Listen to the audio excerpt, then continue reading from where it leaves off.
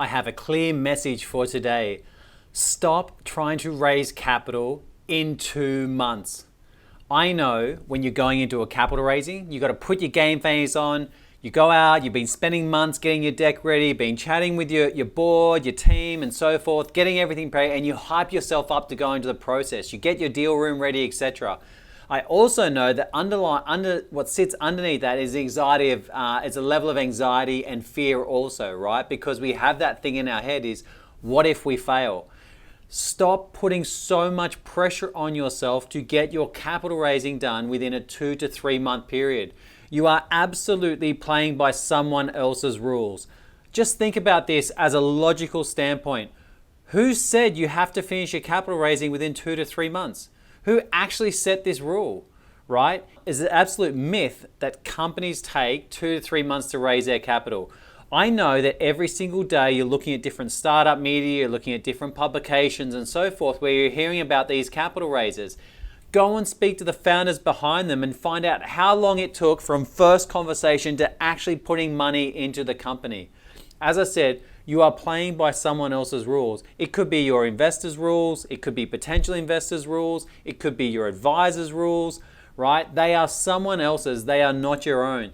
Those rules are not designed to suit the founder who is going through the capital raise process, right?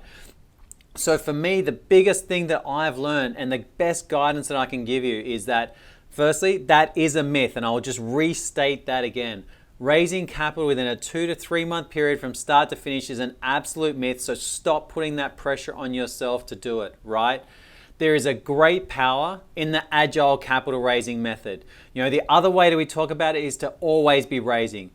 The way I want you to think about it like this, right, is, and I said, we've got 4 principles that we educate in the capital raising front. First one is get ready. Perfect. Sounds like you may have already been on that path.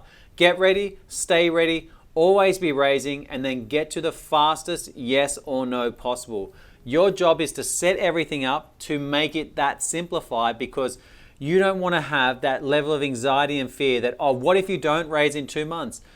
Go and ask your shareholders how many of their investee companies are able to successfully go from start to finish in a capital raise within a 2 month period. You'll find it's just a non-event. There's like literally, it's going to be less than probably 1 to 5% of the companies or investee companies that they have. So that is the 4 principles, right? Get ready, stay ready, always be raising, and get to the fastest yes or no. Now, when I say always be raising, or the agile capital raising method, does that mean that you're always taking money into your bank account? Well, the answer is no.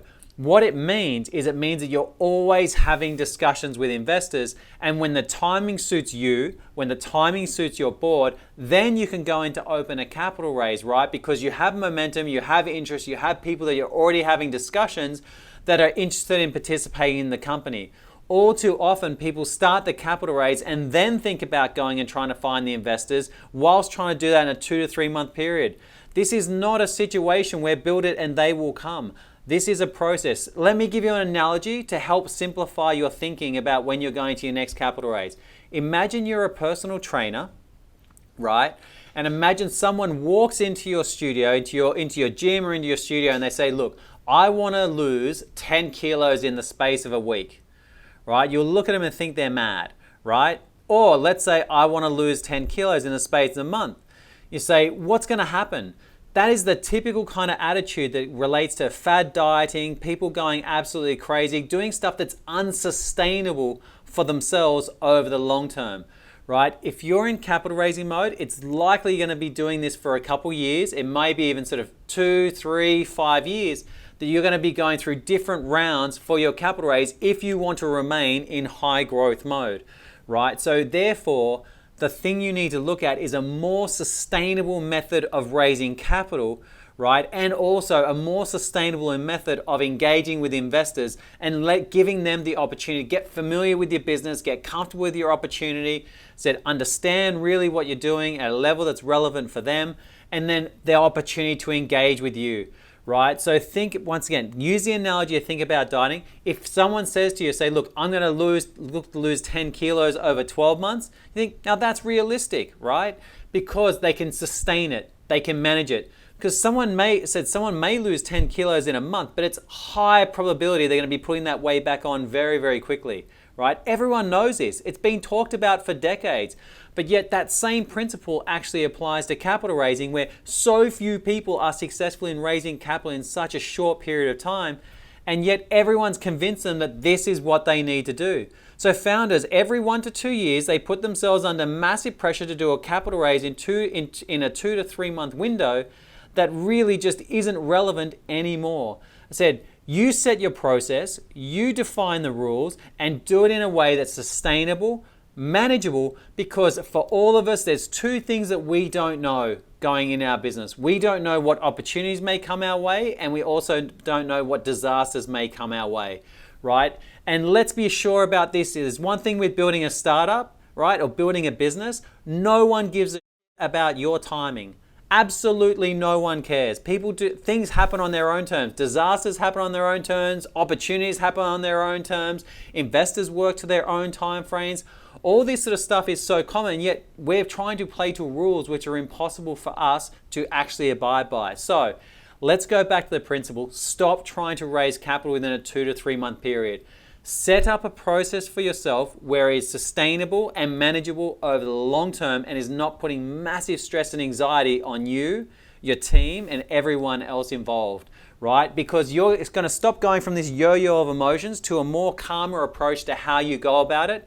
Instead of trying to do everything within a 3 month period and load yourself up with meetings try and have a meeting with a shareholder every day. Try and have a half an hour meeting with a potential investor every day. Maybe every second day, every third day. It is just far more manageable for you going forward, right? So give yourself that flexibility. Get ready, stay ready, always be raising, aka agile capital raising method, right? And then get to the fast yes or no. Hope that video helps. I know I spoke about it a lot more passionately than what you're probably expecting, but I just said, I've had this put onto me that I need to do this until I got to the point it's like, no one's actually really able to do it. So why am I feeling the pressure that I need to get this done within a 2 to 3 month period? You set your rules, you define your own process, make sure it's manageable for you, for the growth of your business, and for you achieving your milestones that you've set out for yourself and your inflection points.